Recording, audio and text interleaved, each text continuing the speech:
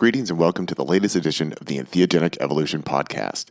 As always, I'm your host, Martin, and I'm happy to have you with me today as I have kind of a special and unique episode of the podcast for you today. The other month, I was contacted by someone who was looking to have an integration call with me, which is one of the services that I offer, and he made the suggestion that we record the integration call and then we make it available as an episode here on the podcast. And I thought that was an interesting idea, so we went ahead and did it. And that's what I'm bringing to you today. So we'll be getting to that in just a minute. But first, let's get through a couple announcements. Great, big, joyous thank you to Juan, who made a very generous contribution in support of the Entheogenic Evolution podcast over this past week. And also, welcome to USNT Church, who just signed up as a new patron over at my Patreon page. These are two different ways that you can support the podcast, is by making a PayPal donation, such as Juan, or joining up as a patron over at my Patreon page and getting access to everything that's available over there, where I have old episodes of the podcast, for example, and also gifts and bonuses that come to you, the supporter, and there's no commitment that you can be there for as long as you want, or be there for as short as you want. And of course, if you join the top tiers of my Patreon page, which of course is patreon.com/MartinWBall, then you can get either a 30 or 60-minute consultation call or just check in with me once a month if that's something that you're interested in. That's something that a lot of people who want ongoing support like to choose.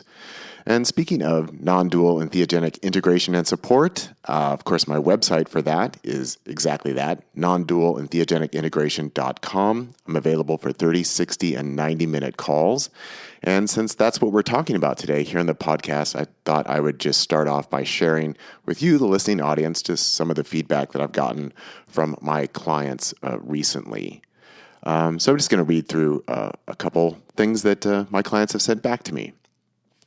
Martin's guidance and support, along with his books, were integral to my successful approach in using psychedelics for healing. Having someone experienced in these matters prevented me from becoming inflated or deluded in my interpretation of these deeply meaningful experiences. I highly recommend seeking a guide when approaching these substances, and Martin is the one I would most strongly recommend. Thank you. The profound nature of my first 5-MeO-DMT led to a state of ontological awe. Martin's writings provided a beacon of clarity during this transformative period, but beyond the written word, it was our integration calls that truly stood out. His guidance was not just about understanding the experience itself, but more importantly, about navigating the aftermath and finding my footing in a world that felt both familiar and new. With his help, I was able to develop authentic ways to relate to my new state of being and integrate it into my daily life. Wow, that's another nice one. Post my 5-MeO experience, Martin's writings offered clarity, but our integration calls were transformative. He skillfully guided me to my own insights, helping me navigate the profound changes and integrate them into daily life. His unbiased, intuitive approach is one of a kind. My integration sessions with Martin Ball was absolutely effective. What makes Martin so effective is that he has the experience and the knowledge and the insight, and you can feel he cares. He immediately got to the heart of my situation, understand the issues, and gave me insights that led to transformation. I highly recommend Martin Ball for integration services. Let's see, here's another one. I've had several integration sessions with Martin and have appreciated his vast knowledge, support, and approach. He has the ability to understand the nuances of your trip and helps you look at what you went through from a perspective coming from one who has had their own deep experiences.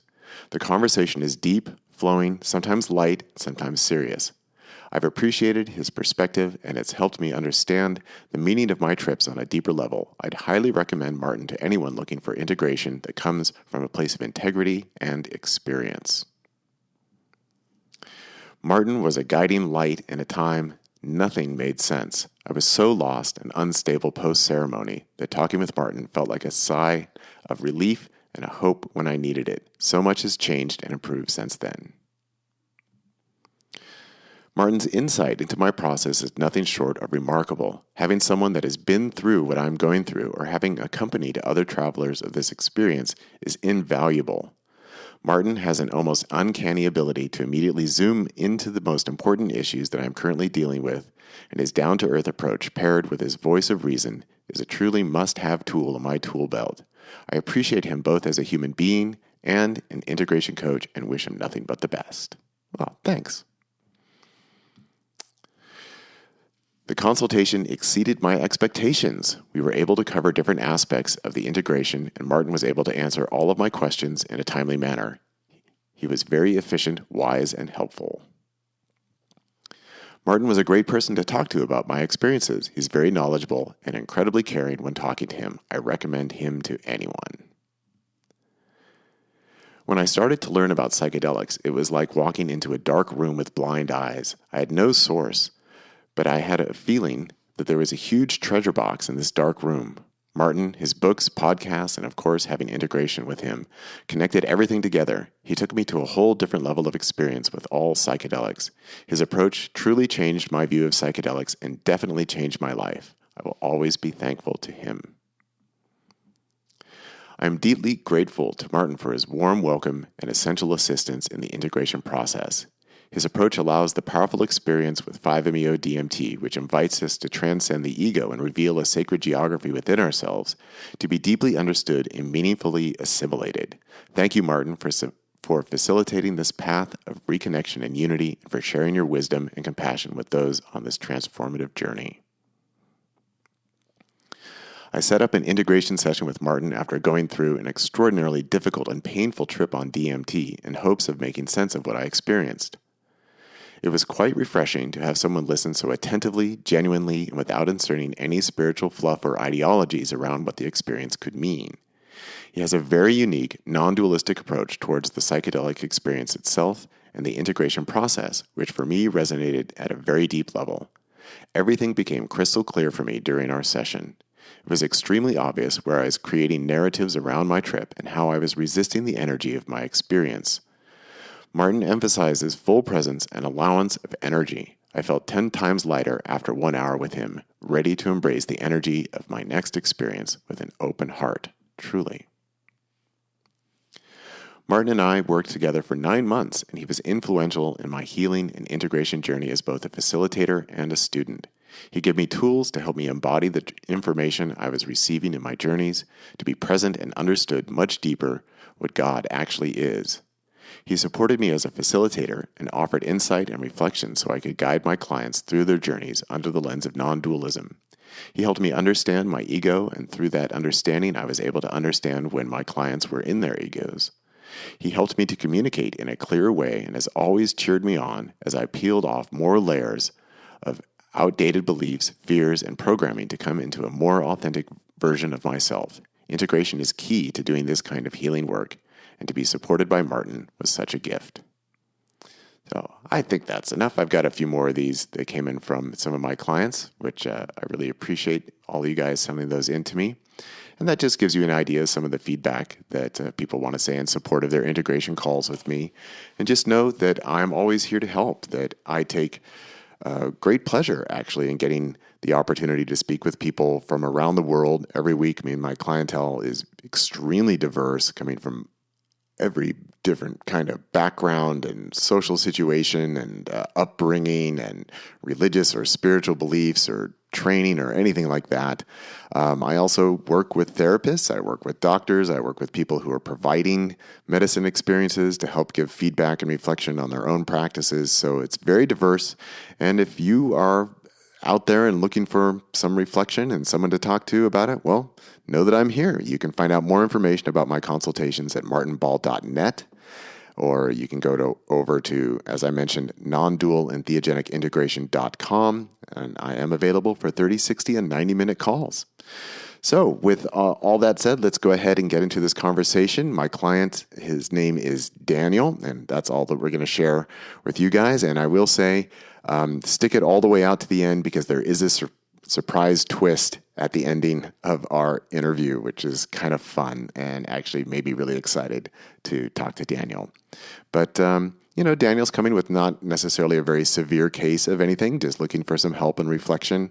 And so here's an example of what a conversation with me might be like if you wanted to reach out and set up a call. And of course, you can always email me at martinwball@gmail.com. All right, next week we'll have the next chapter from the Facilitating 5-MeO DMT anthology. And until then, please enjoy this conversation with Daniel working on integration of a 5-MeO DMT experience. So I'll start with where I usually start, and that is, of course, I've read your email, and I understand you had some recent experiences with 5. But the first question I'll just start with is there something in particular that you're looking for integration help on today that occurred within the experience or afterwards? Or are you just looking to talk about it and get some insights in general? Probably more the second. Prior to the experience, I definitely saw all this stuff like integration, and kind of thought to myself, okay, it sounds good, but is it really necessary? It sounded a little overblown, like how much everyone was talking about integration. I'm not like a psychonaut kind of person, but I've done a few psychedelics, and I've done a lot of meditation retreats, and often like just going 10 days in silence and coming back, there's like an integration process. And so I felt like I was going to be able to handle the integration pretty well. But I think what kind of surprised me was like that it's so fast and so intense that it's kind of like, what happened was kind of my experience. Yeah. Like, so much just happened in 25 minutes or 30 minutes. And so a light bulb kind of went off of like, oh, maybe it takes a little bit of integration just to kind of like go back and be like, what on earth did I just do? Okay. Was it good? Was it bad? Like what, like, how do I make sense of it? And just because it was so, and I think that's kind of the nature of the thing, is that it starts so quick and it's over so quick. Okay. Great. Well, so that made sense to me to kind of like unpack it a bit. But there's no like specific thing that came to mind. I gotta say, I was like, when it was a little more fresh, because I contacted you, I think like the next day maybe. Yeah. When it was fresh, there was probably more of a sense of like, what the hell was that, and what's going on. And now that I'm about 2 weeks out, I'm fully back into my life. And although, I mean, I had like a pretty intense nightmare last night, and I'm not usually like a nightmare kind of. I mean, it was a little bit unusual. I definitely had vivid dreams, like especially the first few days afterwards. So it does feel like maybe some of it, and even like kind of getting ready for this integration call, I kind of looked through some of my notes. I have some notes from the experience, and yeah, some of it is definitely still alive for me also, even though it's not like as fresh. So. Yeah. And 2 weeks is kind of a normal time period, actually. Like if people are going through unwanted reactivations and things like that, it's usually within that 2-week window.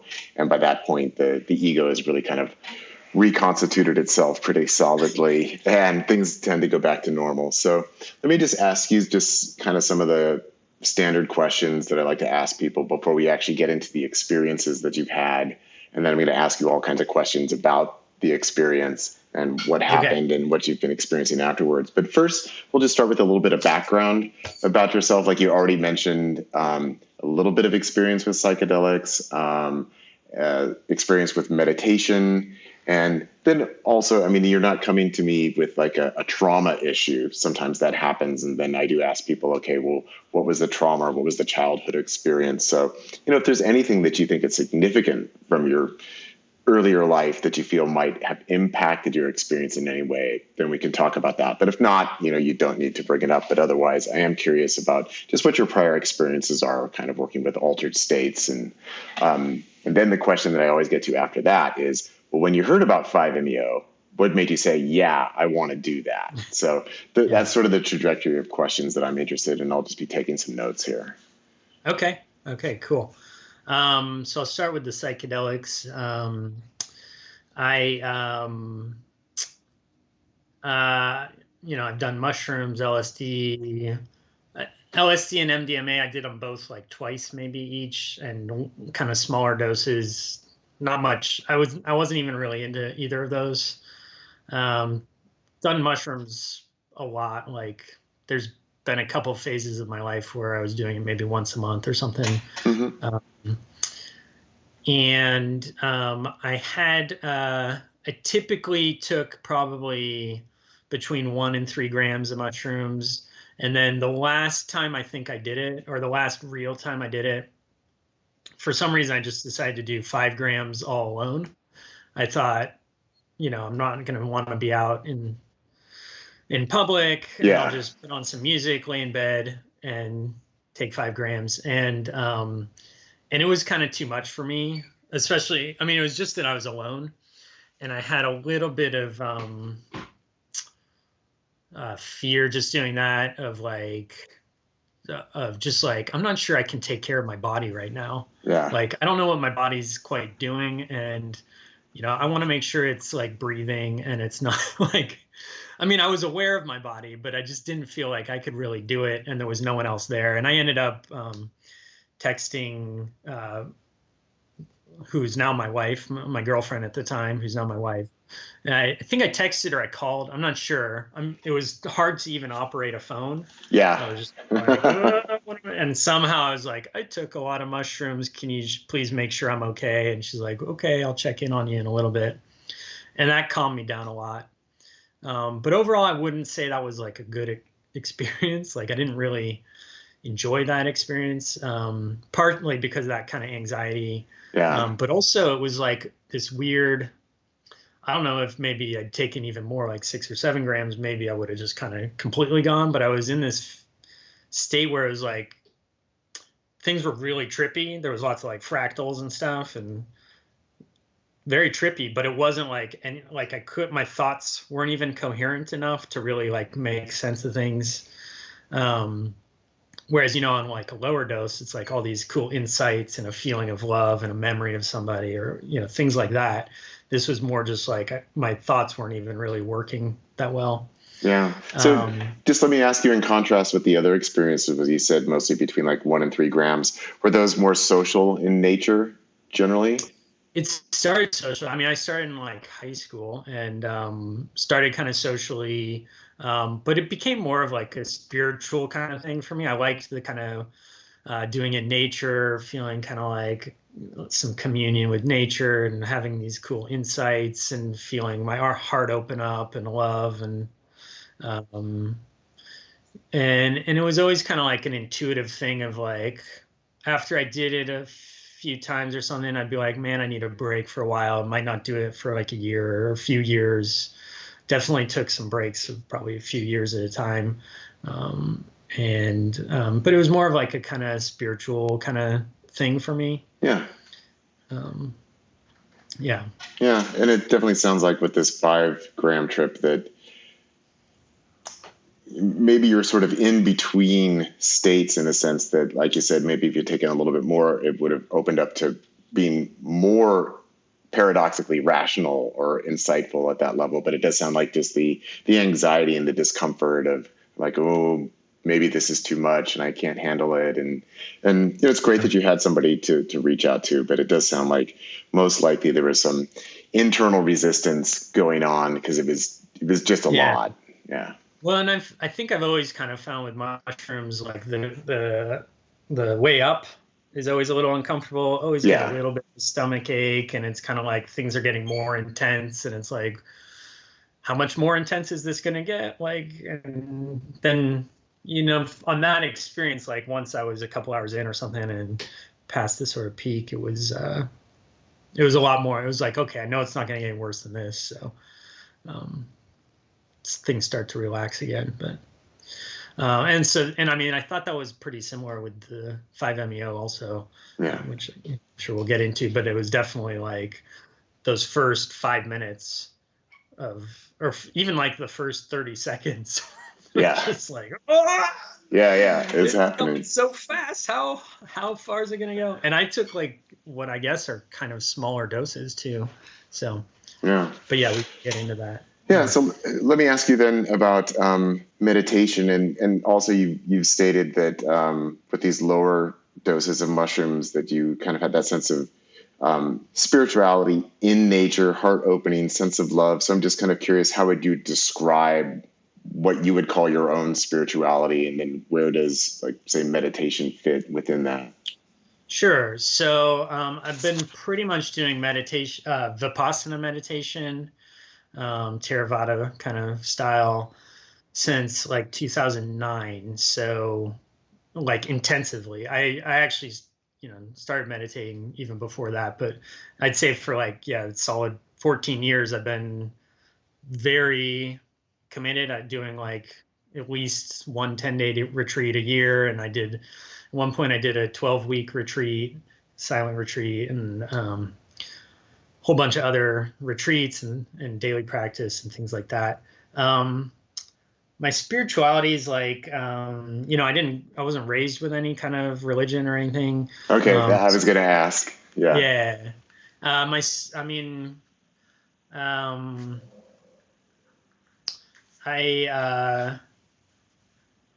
don't really have any like strong beliefs of any kind of like spiritual or religious kind of beliefs. I mean, I felt a lot of resonance kind of just reading your material I mean, it makes sense that like we're all just one thing and it's God, or, you don't have to call it a God, I guess, but like it's one thing. And, when you're born, well, like a body's born and then the body dies, but the body's made of dirt from the earth and it's breathing air that came out of the trees. And like, it's all the one thing just kind of manifesting into this shape for a little while and then dissolving back into itself. So, okay.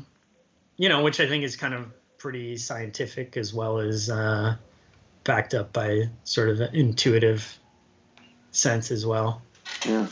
So then with the Vipassana retreats, just what would you describe that you felt that you gained from doing those practices? And this is something that you still do on a yearly basis? Yeah.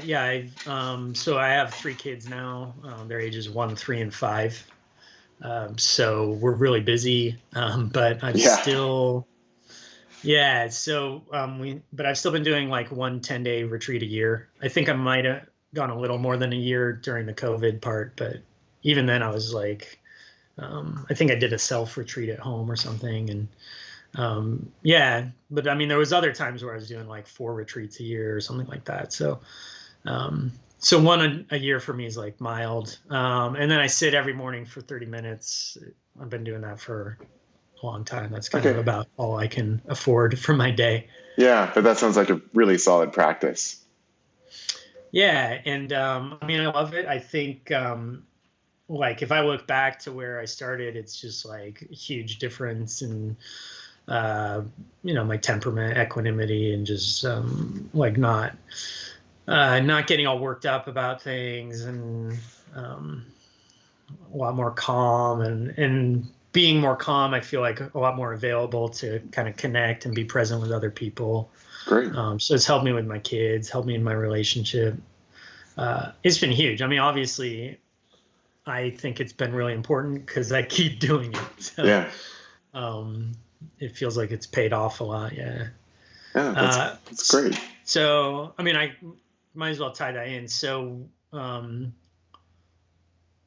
my meditation practice, though, it's a little strange. Like when I compare it to others, which they always tell you not to do too much comparing your meditation to others, because that's like just cause suffering. But I've heard lots of people and read lots of books with people that have like really transcendent sort of meditation experiences, or they go into like a deep concentration and just sit in waves of bliss and things like that. Mostly my meditation has been a lot more like ordinary and painful and suffering. Yeah. Even like for all those years, it's like I go on a retreat and it's still just like lots of aches and pains, and but I do it more, not so much for like the cool states I get into, but more because I can see that it's having this benefit in my life. And every time I come back, I feel like a new person. Like I look back and I'm like, oh man, I've just changed and grown so much in 10 days. And so that's really the kind of reward of the practice. But that was definitely something that I wanted to kind of explore and was curious about with the 5-MeO, is like kind of going into different states. And I'd heard some people kind of comparing it to different, access states of mind that similar to some things that happen to people in meditation.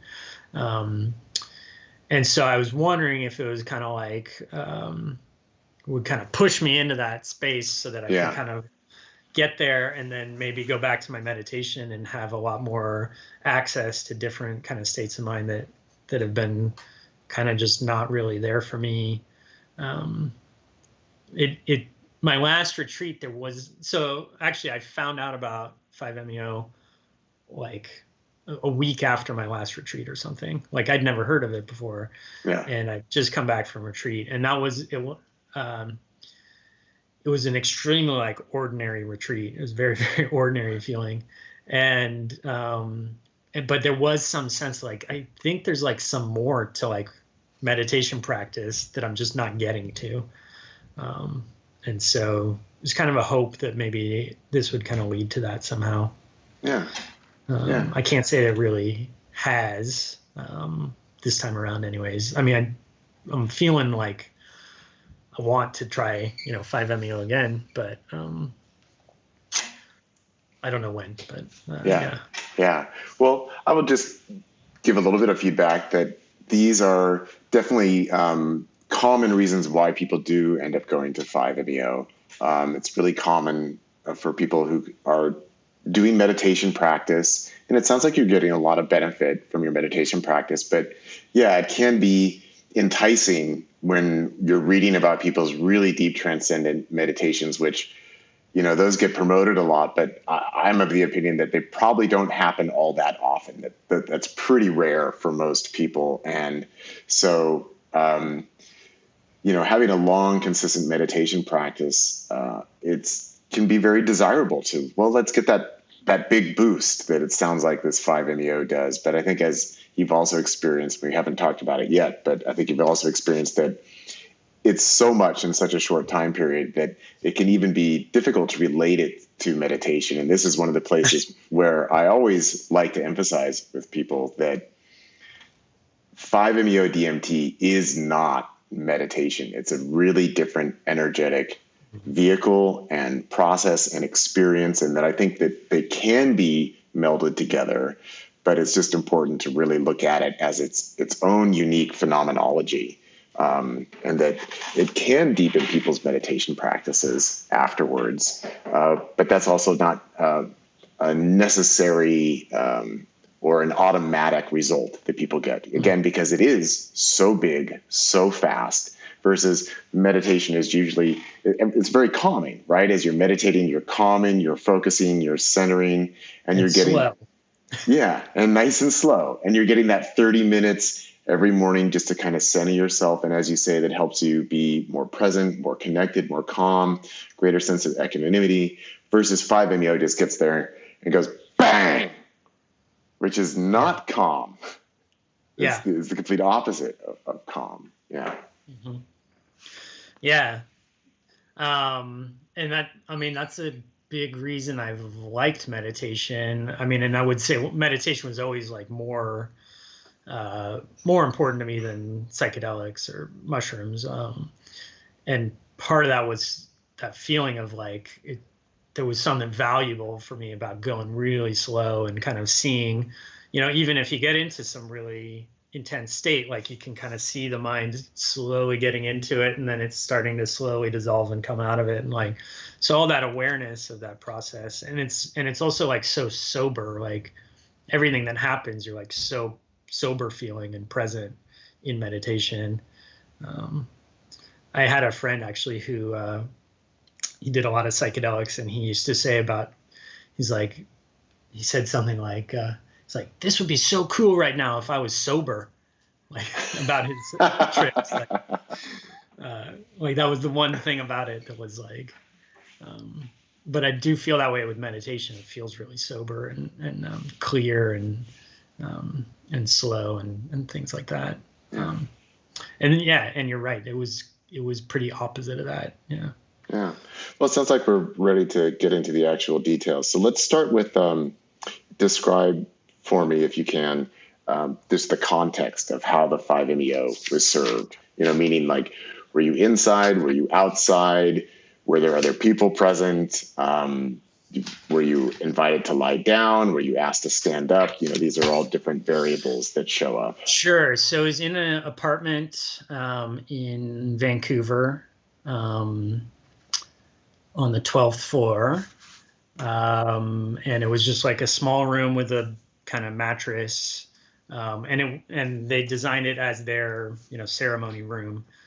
So everything that's in there is part of that experience, and they don't use it for other things. Mm-hmm. And so I had two guides or sitters or whatever. I don't know what they call themselves, but a man and a woman, and they were kind of sitting on both sides of me. And then he kind of held the pipe and the flame to my lips, so I wouldn't have to do anything, just breathe in and then kind of lie down onto the mattress. And that was kind of how they started. And then they were pretty open about like, you can do whatever you want. You scream, whatever, move around, stand up, open your eyes, close your eyes. They had a eye mask. I didn't use it. They said, we'll play some music, but if you don't like it, you can tell us. We don't need to do that. So they were really like, they had a little bit of a way that they do it, but it was there wasn't much like in terms of like ritual and stuff. Mm-hmm. We lit a candle to start the ceremony and then blew it out at the end. And that was kind of the extent of ceremony. Yeah, but it sounds like they did give you a little bit of prep before going in. I'm just curious. Oh yeah. If you felt that was extensive, or did they just give you a general introduction? It was pretty extensive. So they actually had me come the day before. So I'm not from Vancouver. I stayed in a hotel. They had me come the day before, and we met up the day before even for a couple hours just to kind of talk about intentions and logistics. And that was, so yeah, I mean, I was pretty well prepped going into it. Great. Yeah. Okay. Well, it sounds like a good supportive environment, and you felt like you could trust and rely on these individuals. Would you say? Yeah. Yeah. I mean, so, yeah. So, I mean, I felt, I definitely felt like I trust them. Like they're not, cult leaders or going to take advantage of me or something like that. There was still like a feeling of like being strangers, mm-hmm. and maybe even like an awkwardness of like, I just kind of found you guys off the internet, and here I am paying you money to kind of give me some crazy intense molecule that's going to mess with my mind. Like there was like kind of an awkwardness and like that didn't quite go away. I don't think like a fault of theirs, but I'm not sure what could have been different. And then I also like, this is something I've thought of as like, their style was to kind of do 3 doses of increasing strength. And I thought maybe, and again, it's no fault of theirs, but I thought maybe if there was a different circumstance, I could have been like pushed a little further to go a little further with it. Yeah. Like I can understand their being cautious and conservative, I guess, to like not. I definitely wouldn't want someone who pushes really hard and is like, no, you gotta, something like that would be too much. But I feel like maybe I could have had someone that would be. They were very much like, what do you feel like? What do you want to do? How do you like this? Kind of like letting me kind of call the shots. A little bit more like leading me into it deeper might have helped, but it's kind of speculation. But yeah, no, well, I think that's a good point. That and this actually does show up a lot with people with 5-MeO, because it is very intimidating to know like, oh, I'm going to be taking this, and this is like this really powerful experience. And sometimes it is really valuable actually for the person facilitating, especially And it's one thing to ask you, how do you feel? Do you feel like you want more? But if we're working from a standard of, well, I really want to see this person have a full energetic experience, whatever that's going to be for them, that there is a place to encourage people to take more. And actually, I can see you're still holding on, or I can see you're still here. Now would be a good time to take another hit. That having that encouragement, because it can be hard for people to find that encouragement within themselves. And if you feel like you can trust the person facilitating, then that's where that can just be very valuable. Yeah. Or like, even I think if they had been like, I know it seems really crazy right now, but like tomorrow you're going to be back to normal. Like you're going to be back to your wife and kids and your job, and you're going to like, this is just an experience. Like, because I think that was part of it, was like, it was also new. And I didn't know, like, am I going to be like, coming back all weird? Like, I don't know. Like, things were just so shaken up. It was like, I didn't know how to make sense of it. And it's interesting because I had a lot of prep, like knowing what, listening to podcasts or whatever, reading about it. And yet still it was like, so surprising of like, oh, I didn't expect this. Like, this is not what I thought was going to happen. I mean, I also didn't have any expectations, but yeah. Okay, well, just go ahead and then let's walk through the sequence of experiences as they unfolded, and I might stop you to ask some questions here and there. Okay. So yeah, we started with the handshake, 1 p.m. ish. So it's 2 milligrams. And yeah, so, I mean, I wrote down notes. So like the first couple minutes, it was a little bit unpleasant, and there was definitely this voice or kind of energy of like, oh, I don't like this. I don't want to do this. Like, oh, I don't want to be here. I don't want to be feeling this. It wasn't like overwhelming, and it wasn't even like all that much suffering. And I think with my meditation practice, there was kind of a witnessing of it, of like, oh, like this is me kind of feeling some resistance. But that was definitely there. And then that also intensified in the further doses.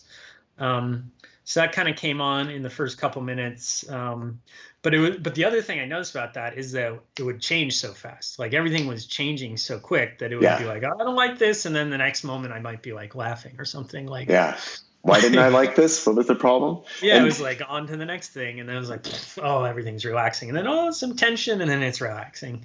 Oh, so let me ask you about that. So I think you said that you laid back down after taking your hit. So then in kind of cycling through this tension and resistance, and then, oh, this is okay. Did you notice changes physically within your body of anything that was happening? Was there like a bracing when it was uncomfortable, and then a relaxation where the musculature released?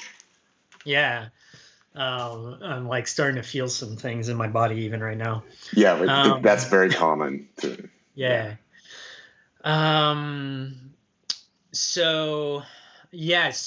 this is where, so they actually took some notes too, and they sent them to me. Well, that's great. So I mean, I think, let's see how they'd put it. Big exhale, arms to side, laughter, shaking, deep exhales, big stretch, laughter, crying, laughing, jaw release, nice big exhales, arms spread wide to side, legs spread, sighing, laughing, growling, sighing, body moves in waves. So that feels like that summarizes it pretty well.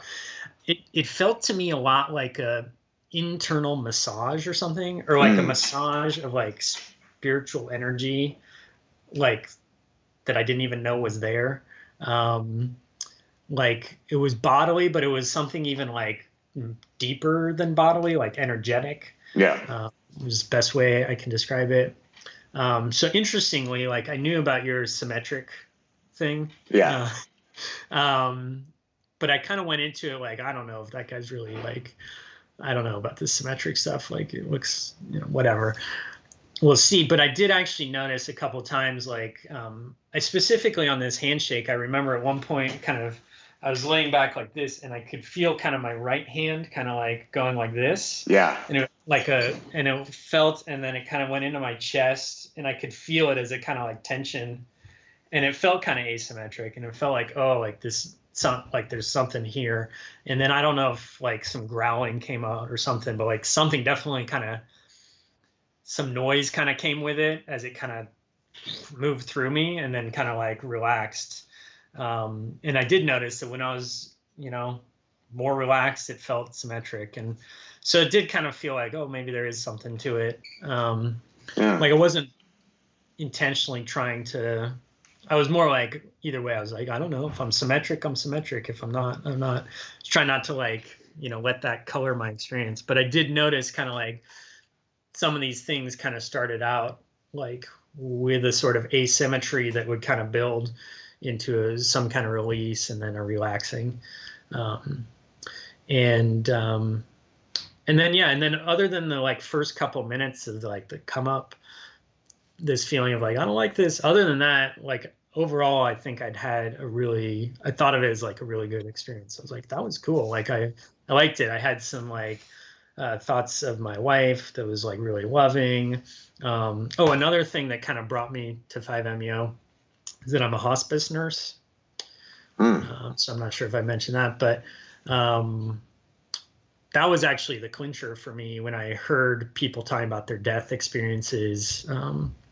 And I actually heard about Tony Robbins, you know him? Yeah.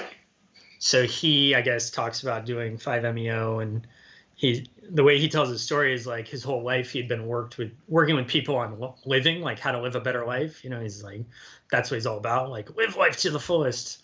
And he'd always had trouble connecting with people with like terminal cancer and things like that until, according to him, he did 5-MeO.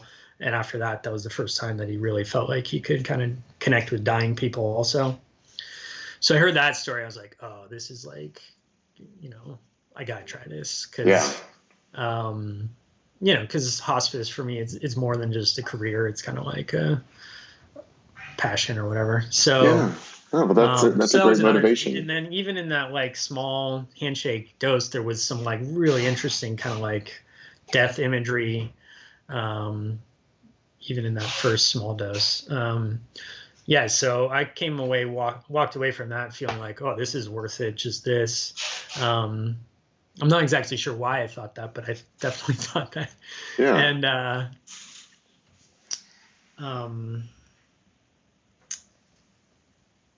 I forget what else I was going to say, but yeah.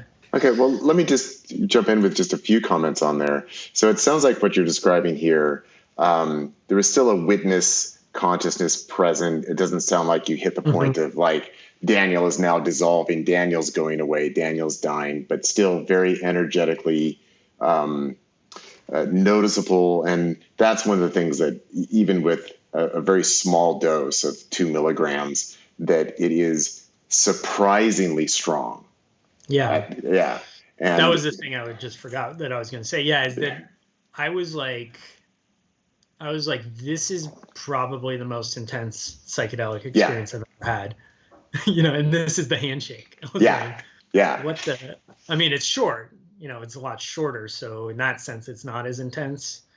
And I was also kind of shocked by, so after that was done, they were very like open. They were like, what do you want to do next? And I was like, I want a journal. So that's when I kind of wrote down some notes. So it was, probably like hour and a half till we were back in doing the next dose. Okay. That's from the first to the second. I don't remember exactly, but I was kind of shocked by after about an hour or so, like how quickly I was just back to normal. I was like, wow, I feel completely sober right now. And that was also kind of surprising. Yeah.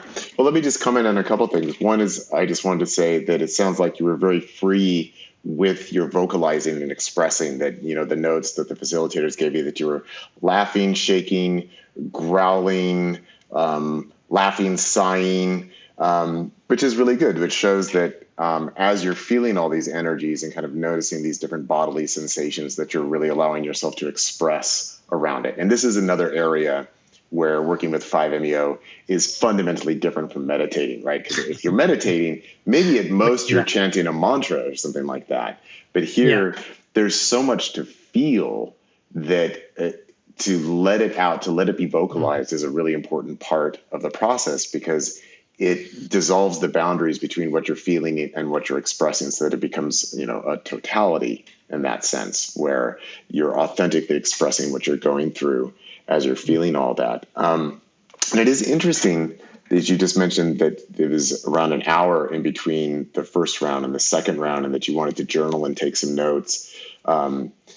Just by point of comparison, that this is a place back when I was facilitating where I would have said, like, if we were working together, I would have said, well, Daniel, you can take as many notes as you want, but we're going to wait to the end. Because as soon as when we're working with notes, we're going back into language, which is really a strong connector with the ego, because it's connecting with rationality, conceptuality, and parceling out, the universal into particulars.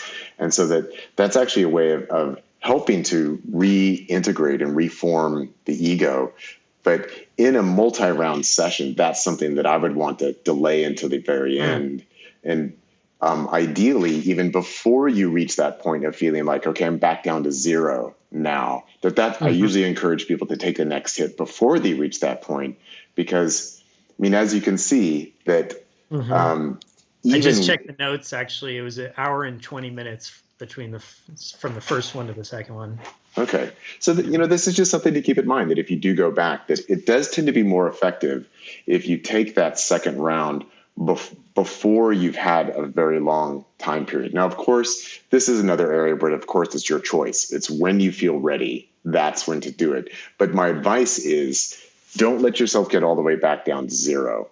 Go back in. And this also shows you that even with this huge intensity of just 2 milligrams, it shows you how resilient the ego actually is, that it really takes a lot of input of energy to force that opening within the ego, and that anything below the threshold that is just like, oh, fuck, I can't handle this, the ego can still maintain itself. It can still be there. And it's when we go beyond the threshold is when the fullest potential of the 5-MeO experience really opens up. And that can be managed with smaller doses, but it's important to stack them not too far apart, so that you're kind of building on, right? So you're growling, you're laughing, you're feeling some tension, you're feeling some openness, and you're kind of in sync with the energy at that point, because you're vocalizing along with it. And so that's where I'd say, yeah, okay, great. You're able to sit up now? Great. Now it's time for another hit. And this time, let's go even deeper. Yeah. So interestingly, and so I'm kind of going to jump ahead. So the second one was 5 milligrams, is really intense. The third one was 4 milligrams, a little more manageable.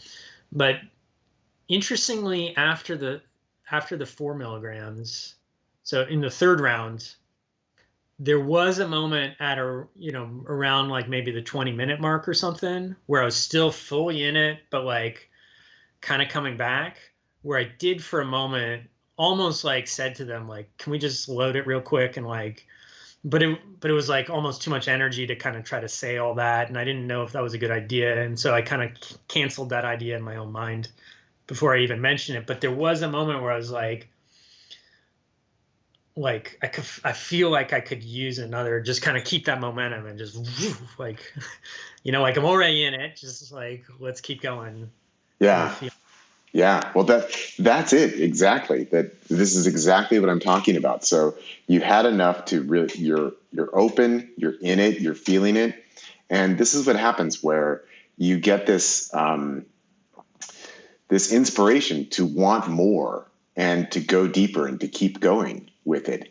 And then the egoic mind comes back in and says, oh, well, should you really be asking for that? Or is that really necessary? Or whatever it may be, that it's that second guessing. And that's where I do like to tell people that as soon as you have that thought that you're ready for more, trust it, follow that, and just really intuit that is this deeper level of yourself that's like, come on, come on, let's go even deeper. And then the resistance will show up, So sometimes people are lying down and then they'll sit up and they're like, can I have some more? And then as it's being prepared for them, they're like, oh, wait, I don't know if I'm ready for that or not. Or maybe I'm done for today. And that's the place where sometimes if the facilitator is a little too accommodating and too timid, there's, okay, well, whatever you want, versus, hey, I felt that intuition that you were ready for more. And so I really want to encourage you, like, go for it, like, trust that. And that's when people really are able to open up the most. Yeah. Well, so that was, I mean, the whole thing was kind of this, I don't want to say battle. I was going to say battle, but not quite. I mean, I wasn't like at war with myself, but like tug of war. That's still a war. Like tugging a rope against each other of like, there was the part of me that was definitely like, I came here to explore. I want to go all the way. Like, I only get one life. I want to see what this mind is capable of. And then there was the part of me that was just like, I didn't even know how afraid it was. And that was kind of, in a way, its own insight that I got to kind of take away from this, of like discovering how much fear I had. But the other side that was like so afraid and kind of building through the process and trying to kind of like get the two to kind of negotiate, like, how are we going to work this out so everyone's happy. And yeah, it's interesting to hear that I guess is pretty common, but yeah. And that's also, in a sense, I don't want to use too loaded of language here, but I guess I do want to say it this way, that that's one of the dangers with working with lower or medium doses, is that internal disagreement doesn't reach the point where it can just be overridden by the intensity and enormity of the experience, so that people can ride out that internal tension the whole way through, right? Because again, it's not really enough energy to completely override the ego. And so these are two different parts of the ego. One is saying, hey, I want to go more. I want to go deeper. And I would say that is connected to the deeper sense of self, but that's still the ego, right? It's still the ego desiring something. And then the other part is like, fuck, this is kind of terrifying. And this is like really out of control. And this is really intense. I don't want any more. And this is why I always say that someone's first experience with the medicine really is what I like to call the diagnostic round. That, like you said, that you weren't really aware that there was that sense of, oh, wait, no, I'm afraid. And that's why I like to say that, when someone comes from their first experience, that back when I was facilitating, I wouldn't even ask people like, where do you think you're at? What do you think you're ready for? Because I would tell them, like, you'll tell me a story of where you think you're at and what you think you're ready for. But we're just going to take a really big dose, and then we're going to find out where you're actually at, because this is going to put you into this potential crisis mode where you're either going to act out of where you're holding on, or you're going to decide it's not possible to hold on, and then you let go. And then whatever unconscious material or energies need to surface at that point, then they have access to be able to do that. But when we're working in these more intermediate levels with 5, we don't get that override to happen. And so but the battle can just persist. So this is a question I wanted to kind of ask. Yeah. And this is kind of the voice of the scared part of me a little bit.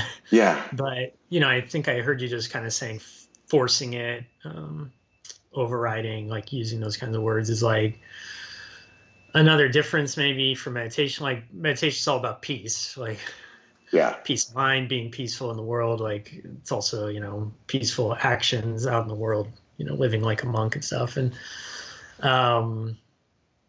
I don't know maybe what to think about it, but like part of me is kind of hesitant of like, maybe that's not good to kind of like force myself open or force myself into this world of, or different, I don't know.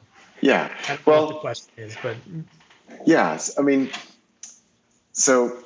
Can you hurt yourself that way? Forcing yourself to kind of go there?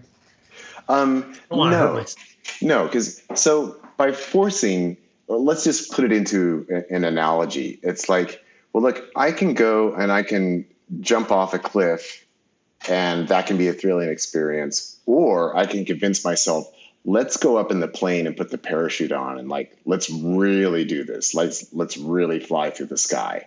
Um, so once you're up in the plane and once you jump out, that's what I mean by forcing, in the sense that you're setting up a situation where the ego is going to need to make a fundamental choice. Like, do I continue to fight with this and hold on, or do I just surrender and say, hey, I'm flying through the air and I'm just going to let it happen?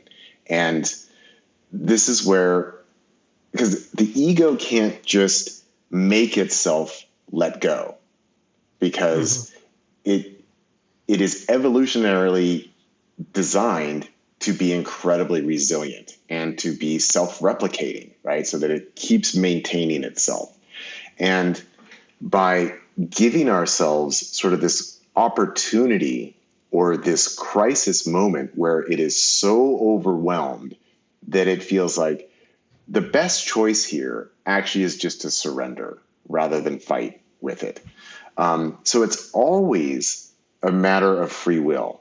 It's always a matter of choice, and including the choice to say, well, you know what? I'm just going to go ahead and take a bigger dose so that I bring myself to that threshold where I really do need to choose. Am I just going to fight with this and hold on?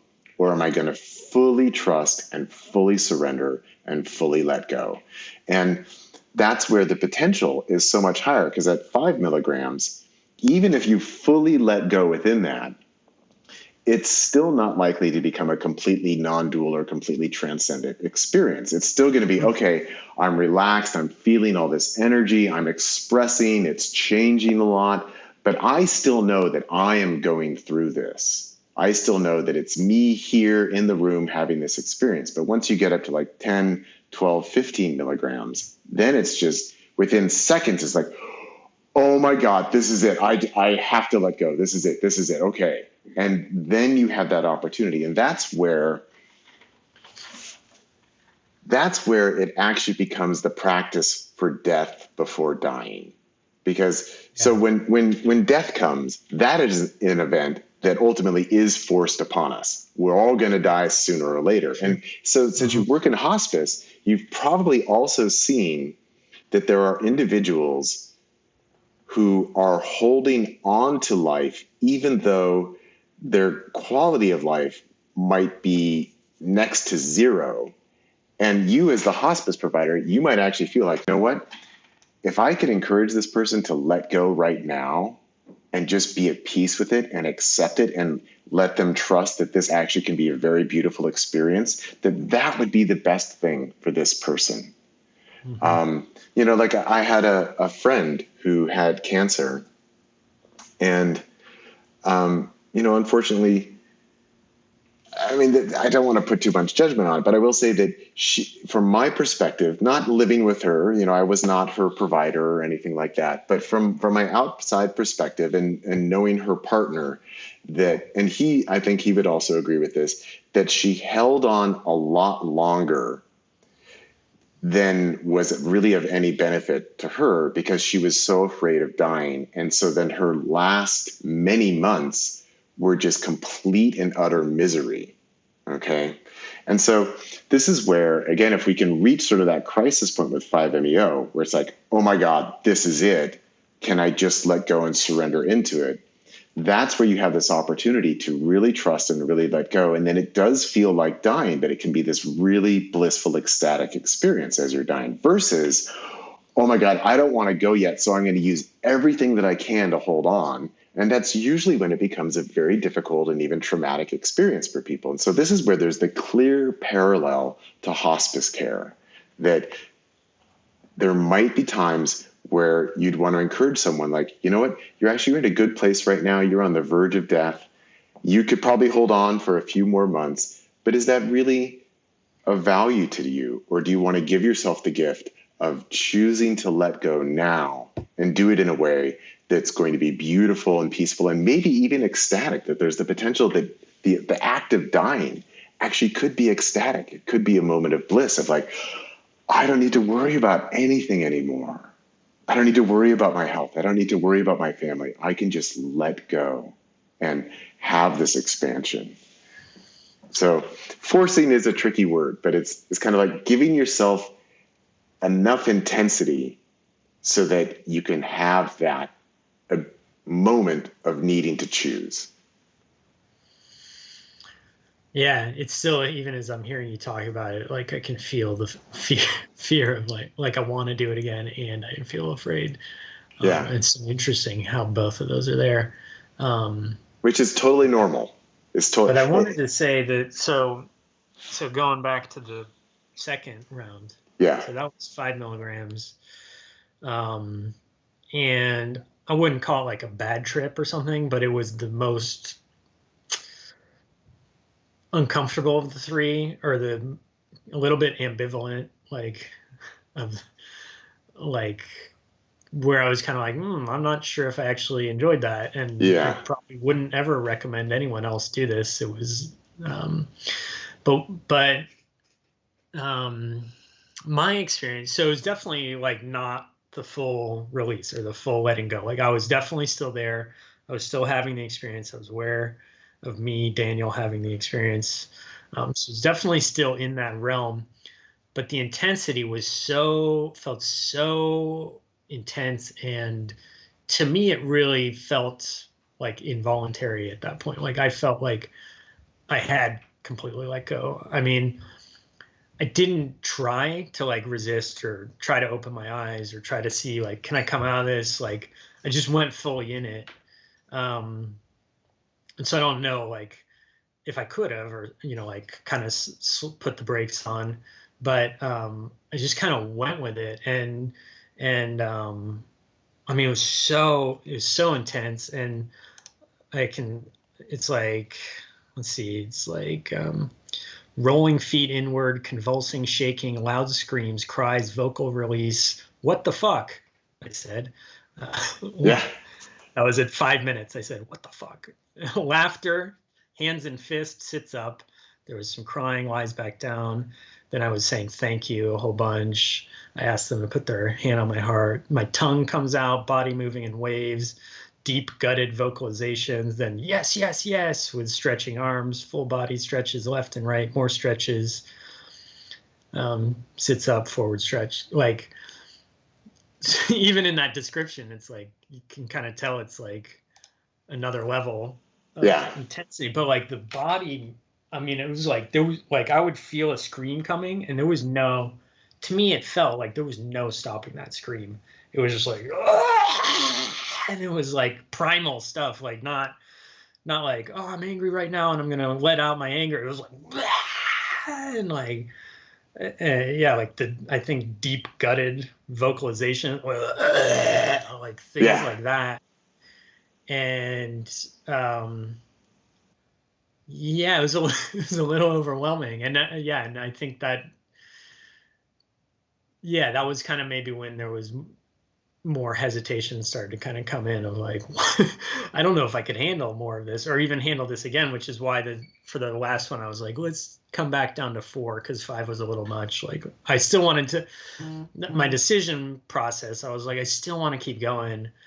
But 4 would maybe slow things down just a little bit so that I could kind of like see what's happening a bit more. Like I can check out the scenery a little and like kind of explore the experience, find out more about it. So that was kind of how I decided to do the 4, and it ended up being like really great.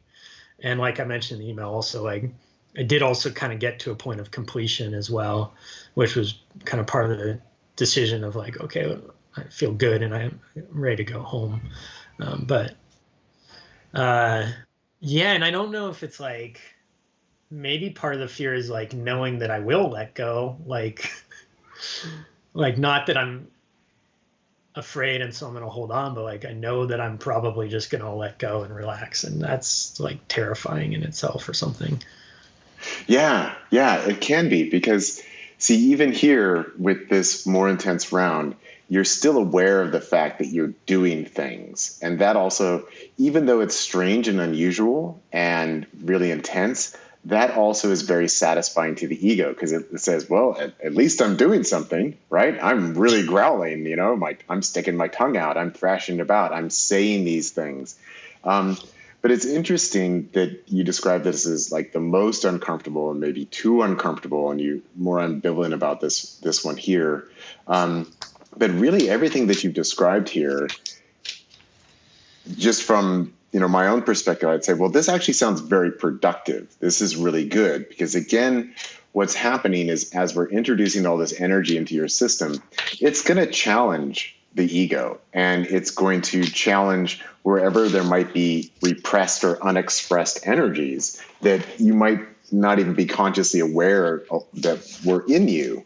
And so what it's doing is, even at this level, because you're so allowing yourself to be engaged with it, that all of this stuff is processing out and it's processing through. And these are phases that most people need to go through in their work with 5-MeO. And I'm really praising you on this, because just notice the difference. So sometimes people take a hit and they get really, really uncomfortable. And then what they do is they lie there and they're just kind of like this. And you can see on their face that they're like, oh my God, I'm really terrified. I'm really uncomfortable. And they cross their hands and they cross their legs, and they're trying to look cool, like, okay, I'm just chilling here. But you can tell, like, no, actually, you really want to scream. I can tell you want to scream, but they're hesitant. And so they're putting a cap on it and they're not letting it out. And so even though you were uncomfortable, again, you were letting yourself actually express it. And not just express it, but you were embodying everything that you were feeling. So this is all an excellent primer. This is what we want. We don't want the, oh my God, this is terrible. I just need to be really quiet and hope I get to the end of this. But you're actually, the what the fuck? I mean, that's a really classic, common one. And then going from that into thank you, and also asking to have hand on your heart, that it's very good that you had a sense of, this is something that I can use. I'm going to ask for it. And so this is another place where people sometimes they say, well, I really wanted a hand on my heart, but, I didn't want to impose, or I didn't want to ask, or who am I to ask for that? And so these are all really positive aspects, because it shows that you're not filtering yourself. Now, the experience was not what you were hoping for, is not what you were expecting, in the vague sense that you had an expectation. But this is all very good in that clearly you did not let yourself operate with any kind of filter. And you were letting the experience and the energy run through you, and you were embodying and expressing it. So what can happen? Can I just ask a question? Yeah.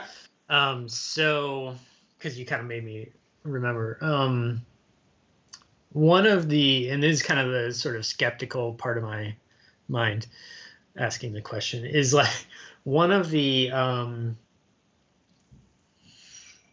felt experiences was kind of like what you're describing, like I'm moving a lot of energy, and if I believed in chakras and meridians and stuff, like I could easily put that into this package of like, there was a lot of like midline feelings and like I'm moving lots of energy or kundalini or something like, and like felt like this sort of spirit massage or something. But then kind of at the end of it, and this is maybe like the next day or things like that, the skeptic in me kind of comes in and is like, well, what really happened? Like, did anything real, like, what are the results? Like, like you felt something, like you feel these energy, but like, how do you know where the energy, was there really energy moving? Or did you just you just sat there and screamed and shaked around? Like, is that really all that interesting? Like you gave yourself a little seizure, which is like, I don't take the skeptic too seriously, but this is kind of my skeptical thoughts. But it's also like wanting to see like what, but then it kind of leads to this bigger question, like, what is the point? Like, why did I do this? And why am I still interested? Is it actually like useful? Is this going to make my life better in any way? Like, is there actually any result? So I don't know. I guess the question is kind of like, to what extent do you think all that energy movement was a sort of process of, I don't know, cleansing or healing or something that maybe doesn't have a direct link to some content. Like I didn't, actually I did have one healing moment where like I saw a traumatic experience come up and I kind of cried through it and stuff. And that was more on the kind of downhill slope of one of those trips. But, so some of the experiences had some content, but some of it's just like energy flow. And when there's no content, it's really easy to be like, so what? Like, how does this relate to my life? And does it even matter if it relates to my life or not? Like, it's got me a little bit in a quandary of like, what's the point? And does it need to have a point? I don't know. Yeah. No, these really excellent questions. And all of this, aside from just the energy and the process, all of the rest of that, we can just identify, okay, that's the ego. Okay. So for example, you're feeling all this energy and you're starting to think, wow, well, maybe there are these chakras, maybe there are these meridians. And that's the ego wanting to identify and create meaning around something and hopefully find, is there a box I can put this into somewhere? And this is where my personal take on it is I ask people, please do not fit your 5-MeO experience into any pre-existing box. So if you immediately turn to, oh, well, now I've got to learn about chakras, I've got to learn about meridians. It's like, look, that comes from a different culture with different methodologies, and that please don't. Let's actually deal with the reality of the energy itself. And another thing I like to say is like, energy is real. Our interpretations that we make of it, that's where we get into projection and meaning making and the constructs of the ego. But energy itself is real. That's the only thing that's real, is energy. So yes, absolutely. You're feeling all of this energy. And I actually prefer it to not necessarily be identified with any specific content, because usually that is the mind trying to make some kind of meaning out of it. And what I would tell people back when I was facilitating is I would say, look, if it's important for you to know what that energy that you were releasing was related to, you'll know it. So as you described, you had an earlier childhood traumatic experience that came up and you cried around that and you released around that. And so that's an instance where you were able to identify, oh, this is what the energy is. Now, the rest of it, this is all unconscious, unprocessed energy that's been stored inside your body and inside your being through choices and decisions that you have made over the course of your life of how you're going to act or how you're going to be or how you're going to relate. And a lot of the structures of the ego come from early childhood decisions that we're no longer aware of we decided to be this particular way. And so everybody comes with a great deal of unprocessed, unexpressed energy. And so the really crude analogy that I used to use with people, I said, look, if your toilet is clogged, do you want your toilet to work or do you want it to be clogged? And everybody says, well, of course I want my toilet to work. I want it to flush. I said, okay, so what we're going to do, 5-MeO, by introducing the energy of 5-MeO into your system, what it's going to do is it's going to find everywhere that you may be clogged or disconnected or where you might have anything that hasn't been expressed or flushed through, and it's going to find it and it's going to bring it to the surface. And as long as you allow the process to take place, this is going to create an energetic reconditioning that moves out all of this stuck, unprocessed material. And just like when you're trying to fix your toilet, we could sit around and we could talk about like, oh, well, what did you eat that made it, clog the toilet? And like, well, tell me about your diet and all of that. Or we could just get the plunger and go plunge, plunge, plunge, plunge, flush. Look, it works. 5-MeO is the ultimate plunger in that sense. Now, in terms of what's the benefit of that? Well, the benefit is that the benefit, but also like, what's the test of that, I guess? Because like if you plunge your toilet, well, first it's not working, then afterwards you flush it and it's working. So there's a real clear like before and after, like, okay, this worked. There was really a clog and it's really gone now. Whereas this seems more ethereal, that it's like hard to grasp, like hard to measure, kind of something like that. So yeah. Well, here's the way that it usually works. So you're still only 2 weeks out. And so if we look at it this way, we can say, look, we had this flushing out of the system.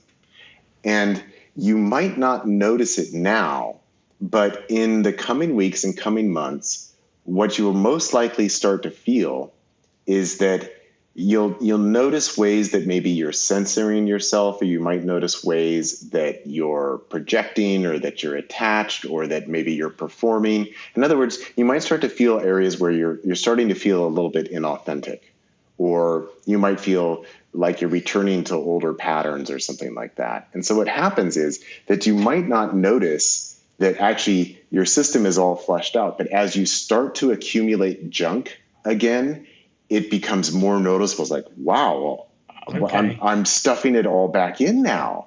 Why am I choosing to do that? And this is Okay. where, So, I mean, that kind of already happened to me. okay, So that's kind of good to hear. So, so one of the things, so part of their prep, because they did do a really good prep, is part of the prep they did kind of ask about more earthly things and psychological things, and I said, just kind of like, well, it'd be nice if I had more patience with my kids.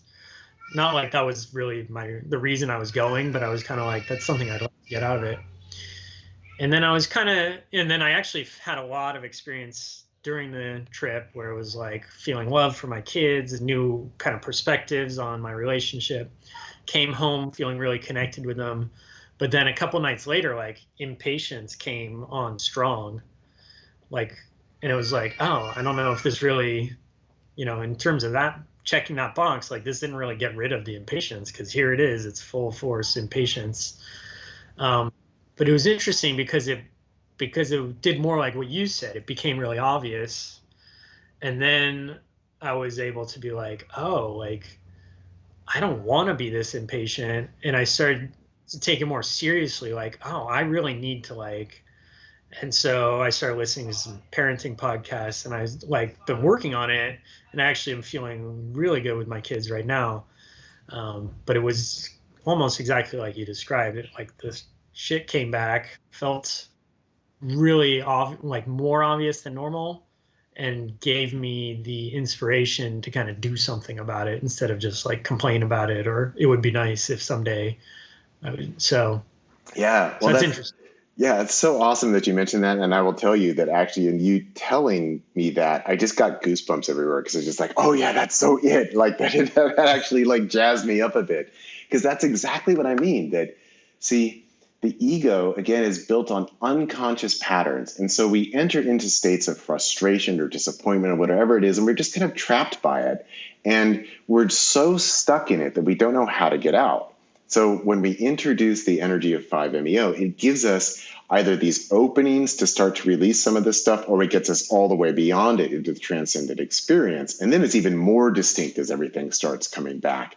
But the thing is, this is why I always say, look, it's not about singular experiences with 5-MeO. It's not about, oh, it was beautiful, or it was great, or it was terrible, or anything like that. It's part of an ongoing process of personal transformation into a more authentic and liberated state. And as we move through this energetic process of this reconditioning that takes place, we're releasing old baggage. And then as we're starting to put that baggage back on, we start to become more consciously aware of why we are choosing to do it. And it's usually based on some kind of story we've told ourselves that is not fundamentally true. And so it's bringing these unconscious things that we were just living with before. It starts to bring us to our awareness, and then we can choose, well, actually, I don't want to do that. And then, as you say, you went to looking at, well, let's get some parenting advice. That it's not that 5-MeO is going to solve your problems with your kids, Yeah. but it's going to bring the awareness of, you know what, I actually don't enjoy inhabiting this energy of being annoyed or impatient with my children. And so now that I'm aware of it, and I've had the chance to feel otherwise, I'm all that much more motivated to actually take the necessary steps that are required for me to transform the behavior. And this is where then you're looking at your normal 3D life, and you're applying that lesson of, what I want to get to is just that sense of free-flowing energy and unconditional love and acceptance with my children. But all this other stuff is getting in the way. So what can I do to deconstruct that? And then as people get returned to feeling stuck again, that's when it's very beneficial to go do your next session and you get to unload some of that. And what I wanted to say earlier is that even short of just working with these sort of mid-range doses, there tend to be two rather normal trajectories within the 5-MeO experience. So for some people, if they get a full release dose on their first hit, and it's so overwhelming that they don't even think they have a choice, and they just go all the way into the transcendent experience, and it's divine and it's ecstatic and it's beautiful and it's lovely, that's great. And I like to tell people, great, you got the experience of divine grace.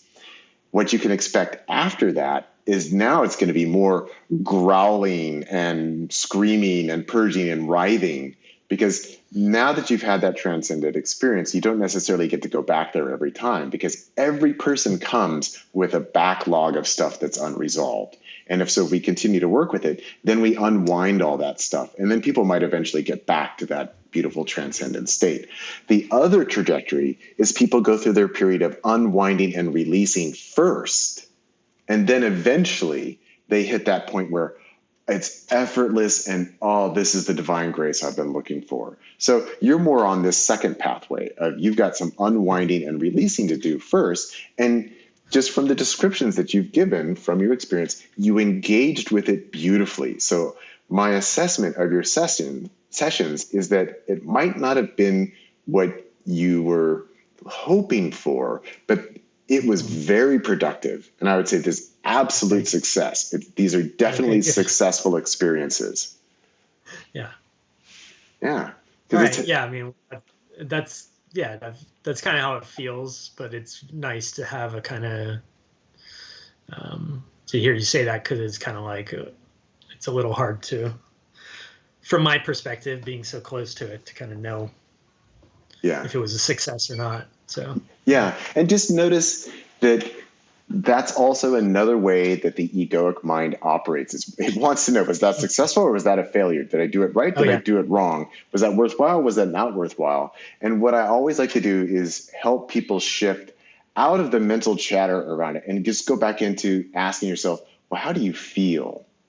How do you feel in your body? How do you feel in your life? How do you feel in your heart? And as you're noticing sort of the crustiness of, there's aggravation now again in my heart, it's like, and you remember how that wasn't there for a couple of days. Like, so what can I do to cultivate going back into that feeling of, oh, this feels good? And even getting back to that sensation of thank you. Like, you can practice at this point saying thank you, remembering and recalling your experience and inviting that energy of just that thank you, thank you, thank you, and using that to open yourself up to your continued processing of your energetic presence, of being who you are in that open-hearted state, in that state of gratitude.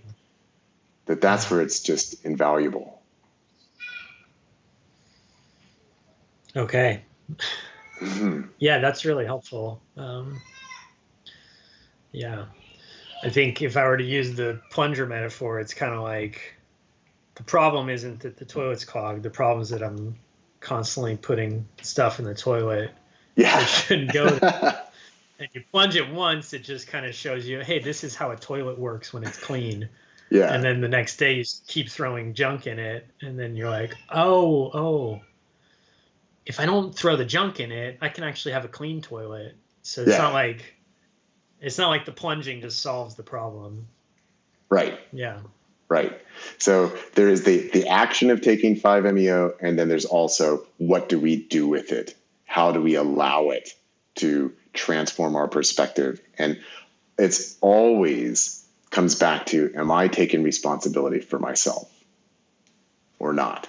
Because we pick up all the junk because we're not really being responsible. And, that's not to blame anyone, because again, we made those decisions to pick up that junk and to behave those ways, usually when we were kids, before we really had a rational understanding of what it was that we were doing. And now it's just embedded within our unconscious that we've built our whole sense of being up around that. So it's this opportunity to unwind the past so that we can really be present with where we are right now. And that's what allows us to transform into more of who we've always been. It's not this transformation to a completely new character.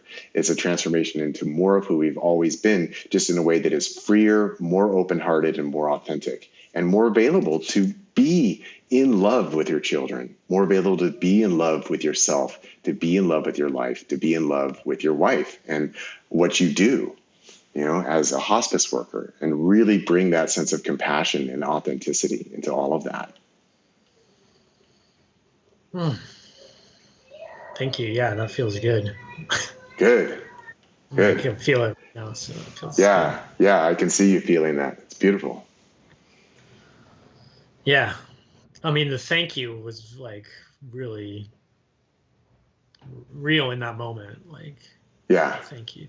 I said thank you probably a lot of times during the experience. Thank you. Yeah. It feels like that right now. Yeah. Yeah. And so even whenever you hit a point of feeling tense or feeling, feeling clogged, it just really would want to invite you to go back to that energy and just say it again and just go back to that. And that's a way of like inviting the medicine experience to keep working on you, to go back into that energy. And most likely you will find that it becomes harder to really get back to that feeling the further out you are from the experience. And that's why, again, it is worthwhile to go back, to keep doing the work, and to know that you're not going to be able to predict what's going to come up for you, and that probably there will be a lot of fear there, because that's normal. But appreciating what it's bringing you beyond what you can specifically measure or observe. Again, going back into, am I being able to feel more loving and connected and present? And a sense of gratitude for my experience. That's the real gift. Okay. All right. Well, is there anything else we need to cover? I think we've covered a lot of ground here. Excuse me. I'm sure I could probably keep talking about it, but I mean, that's been really helpful. And there's a couple pieces in there that really kind of help me kind of make sense of it and stuff. So yeah, so I'm glad we did this. Yeah, definitely. Great. All right. Well, Daniel, we'll now officially bring to a close. That was our integration call. Boom. Okay. And thank you. Yeah. I'll just say it right now. Thank you. Oh, beautiful. Thank you. So I just want to close this out with just a couple questions. The first is that this was a very unique offer or suggestion on your part, that you suggested that we record this as a podcast. And I'm just curious, what brought that idea to you?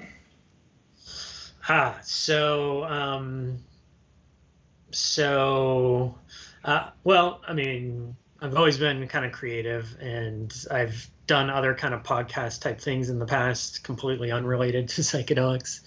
But basically what happened is the next morning, I had the experience on Sunday, and then Monday morning I was in Vancouver still, and I went for a run around Stanley Park, which I don't know if you've been there, but it's just a beautiful giant park in Vancouver. I've been there. And I wanted to listen to something with my headphones while I ran. And I found your interview with, I think it was Samala, mindfulness integration one. Yeah. And kind of randomly, I was just like, what am I going to listen to? Oh, this looks kind of like it applies to me. But it felt like it really resonated really well. I mean, she talks about her mindfulness practice and meditation practice, and it was like just like so up my alley. And so that was kind of the inspiration where I was like, oh, this is amazing. Like this, it really was it was such a beautiful experience. It was raining. I was running in the rain. I had all these amazing views of the water, and I'm listening to this thing that's just kind of, and like so much energy still going through my body and stuff. And I was like, well, this is really cool. And then I just kind of searched through your podcast to see like if there was, or what more there was on integration.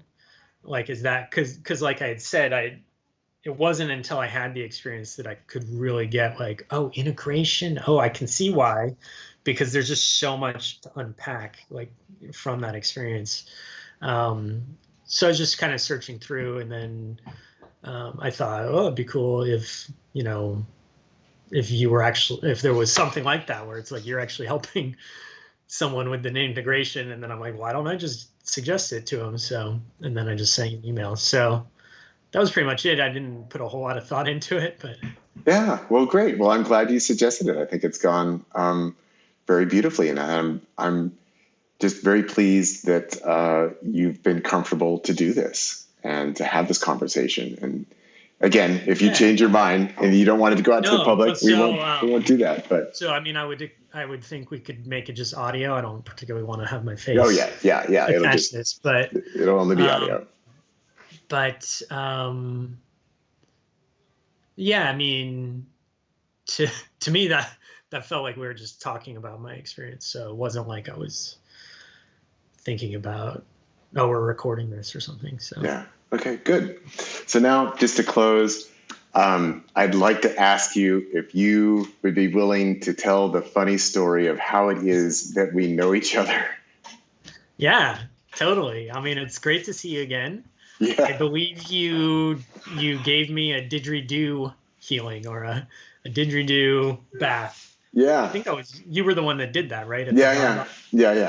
Yeah. So I can kind of just vaguely remember your face as the guy who was playing the didgeridoo.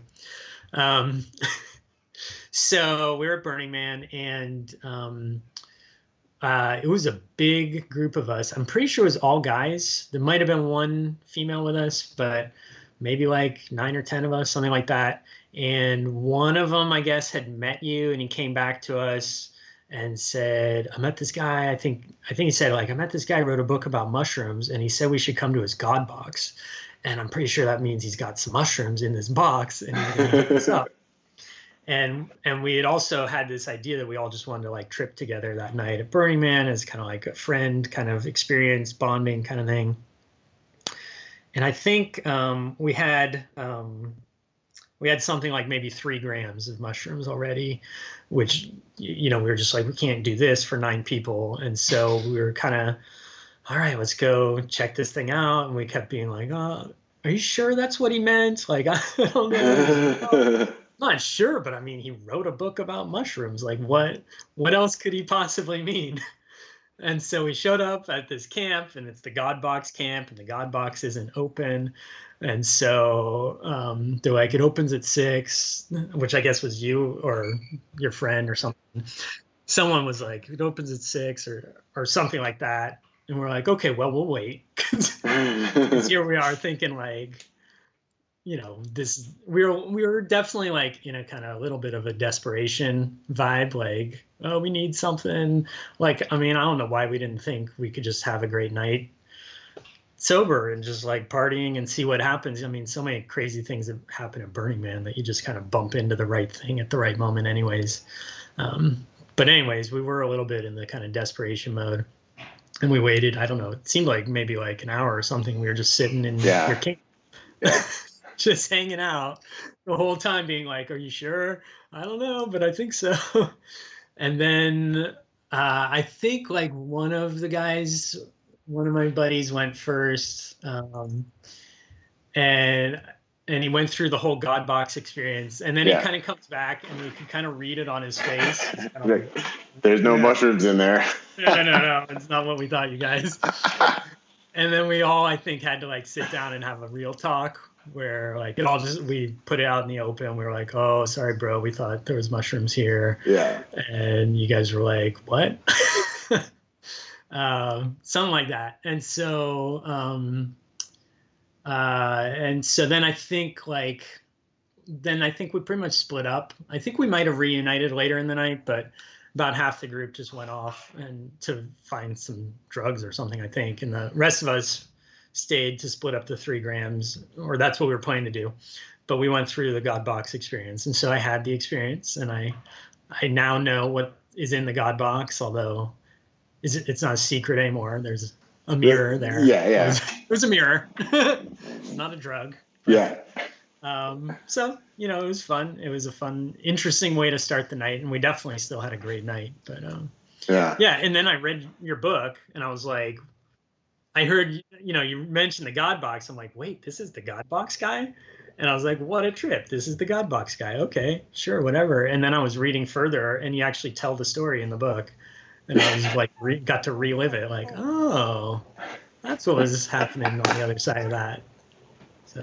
Yeah. I love that. I just love that sequence of events and the connections. And I was so delighted when you sent me that original email. And it's like, I was one of those guys that you wrote about at the God Box and was looking for mushrooms. And it's like, oh my God, this is incredible. No one else from the group has read the book, I guess, or made the connection. I don't think so. I'm only in touch with maybe like half of them still. So yeah, but that was a real delight to get that email from you. And that was, I mean, that day at the God Box was, as you know, because you read it in the book, that was a pivotal day in my life. I mean, that was literally the turning point in my life that brought me to where I am now that day. And and you were there on that day. Yeah. There's something else. And there was like a toad theme to it or something too, right? Which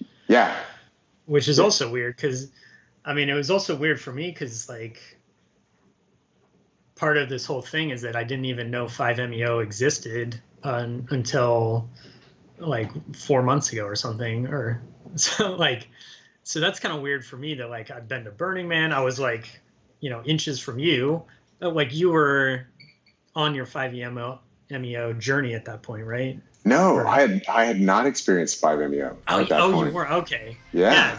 So the whole thing is just such a weird trip, but it's like, and then it just comes around full circle like that. So yeah, so it's beautiful, and here we are, and it's been a great conversation today, and so thank you for being willing to do this, and thank you. Yeah, I mean, you're the one who